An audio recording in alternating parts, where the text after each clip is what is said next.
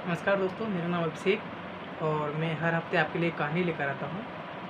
तो आज जो कहानी लाया हूँ वो प्राचीन समय से और हमारी प्राचीन संस्कृति से संबंधित है और वहीं से उठा के लाई गई। दोस्तों, हिमालय की पुत्री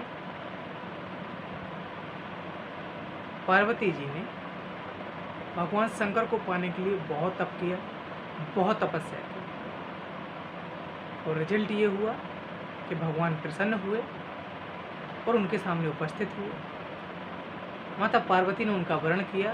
इसके बाद शंकर भगवान अंतर्ध्यान हो गए और माता पार्वती वहीं शिला पर बैठ गईं।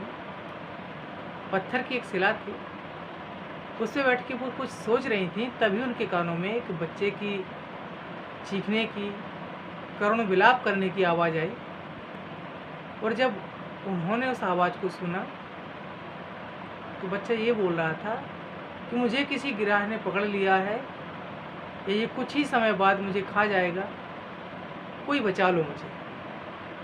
मैं अपने माता पिता का इकलौता पुत्र हूँ, मैं मरना नहीं चाहता, मुझे कोई बचा लो।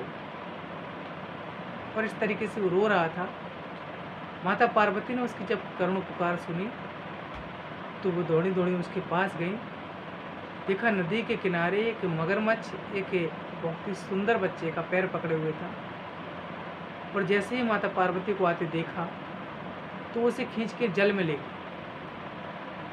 पार्वती जी ने उससे ये चीज़ कही कि हे ग्रहराज, बच्चा बहुत छोटा है, इसे छोड़ दो, ये बहुत दीन है।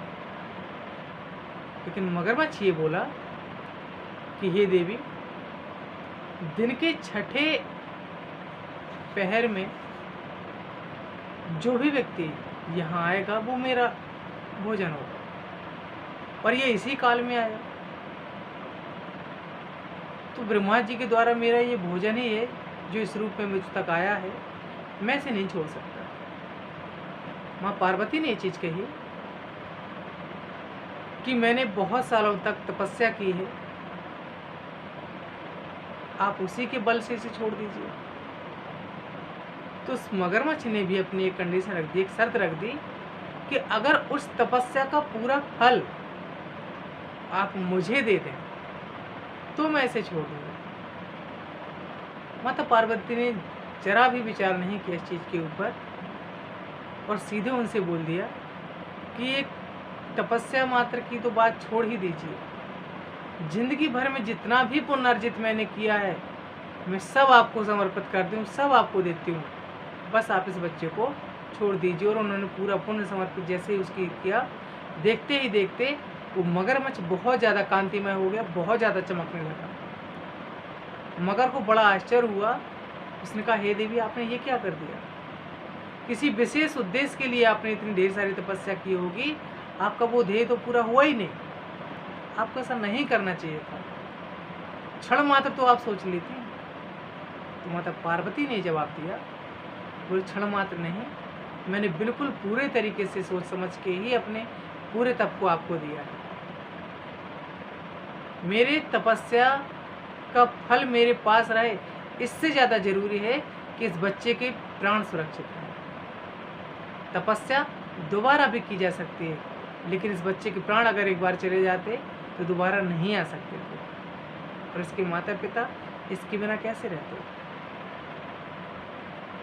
आप बस अब ये कीजिए कि इस बच्चे को छोड़ दीजिए। मगरमच्छ उन्हें प्रणाम करता है, बच्चे को छोड़ के चला जाता है।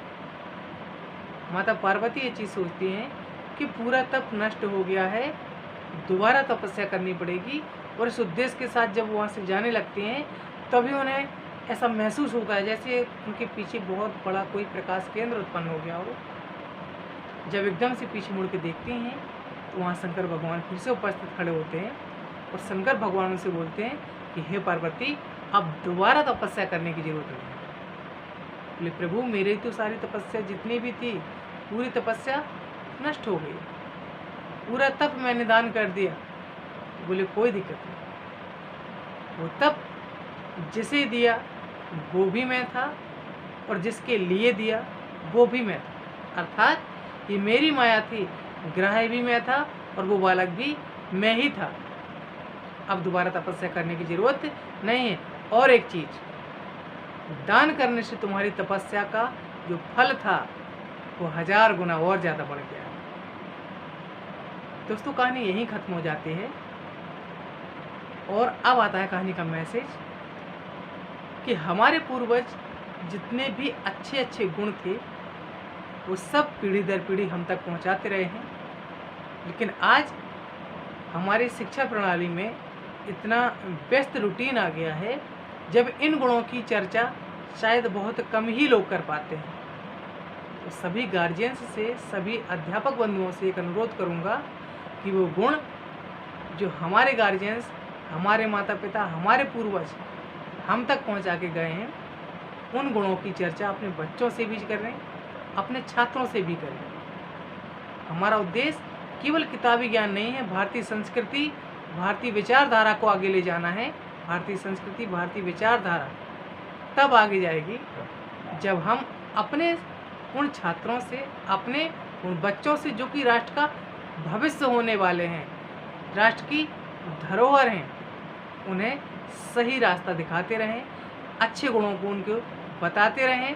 और ये सारी चीज़ें ना केवल उन्हें बताएं बल्कि उनके व्यवहारिक जीवन में अभी उस चीज़ को प्रयोगात्मक तरीके से आप लोग ज़रूर चेक करते रहें। आज बढ़ती जनसंख्या और बढ़ती टेक्नोलॉजी के कारण इंसान प्राकृतिक आंचल से बिल्कुल दूर होता चला जा रहा है।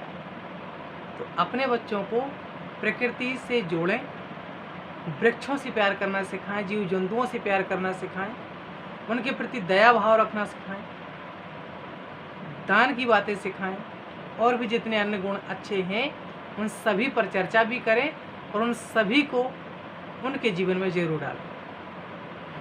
इस कहानी में माता पार्वती के 2 गुणों के ऊपर प्रकाश डाला गया, एक दया और दूसरा दान। और ये 2 गुण ही इंसान को इंसान बनाने के लिए काफ़ी है।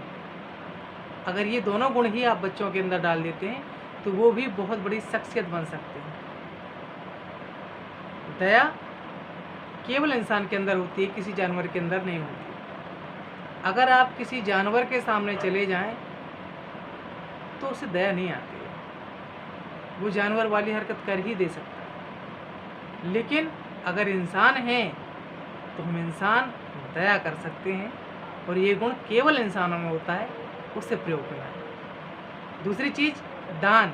कोई जानवर भी दान नहीं कर सकता, इंसान दान कर सकता है। वो दान आप किसी भी चीज़ का कर सकते हैं। आपके अंदर अगर अच्छा पढ़ाने का तरीका है तो आप बच्चों को फ्री शिक्षा दे सकते हैं। आपके अंदर अच्छे विचार हैं तो अच्छे विचार दान कर सकते हैं। आप कुछ भी दान कर सकते हैं।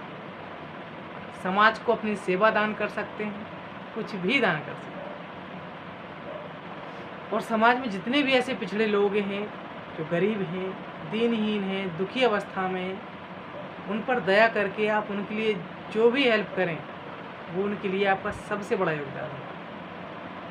और अगर एक इंसान दूसरे इंसान के लिए कर रहा है, हो सकता है आपको देख के अगला व्यक्ति भी इस चीज़ को करने लग जाए। और ये भी कन्फर्म है कि रोल मॉडल बनती देर नहीं लगती। हो सकता है कोई आपका आदर्श हो, और ये भी हो सकता है कि इन फ्यूचर आप भी किसी के आदर्श हो जाए। तो बस ये अच्छे गुण अपनी पीढ़ी तक पहुंचाते रहें, अपने बच्चों को आगे बढ़ाते रहें, भारतीय संस्कृति, भारतीय विचारधारा को आगे बढ़ाते रहें। और इन्हीं सब चीज़ों को लेके अगर हम चलेंगे तो वो समय दूर नहीं जब एक बार भारत फिर से विश्वगुरु होगा।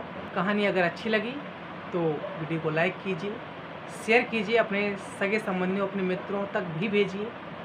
और हाँ, अगर चैनल पर पहली बार आए हैं तो सब्सक्राइब करें और सपोर्ट कीजिए। चलते चलते सिर्फ यही कहूँगा कि किसी शायर ने लिखा है, अपना गम लेके कहीं और ना जाया जाए, और घर में बिखरी हुई चीज़ों को सजाया जाए, और घर से मस्जिद है बहुत दूर, चलो यूं कर लें किसी रोते हुए बच्चे को हंसाया जाए। और इन चंद शब्दों के साथ अपनी वाणी को विराम देता हूँ। जय हिंद, बेस्ट ऑफ लक।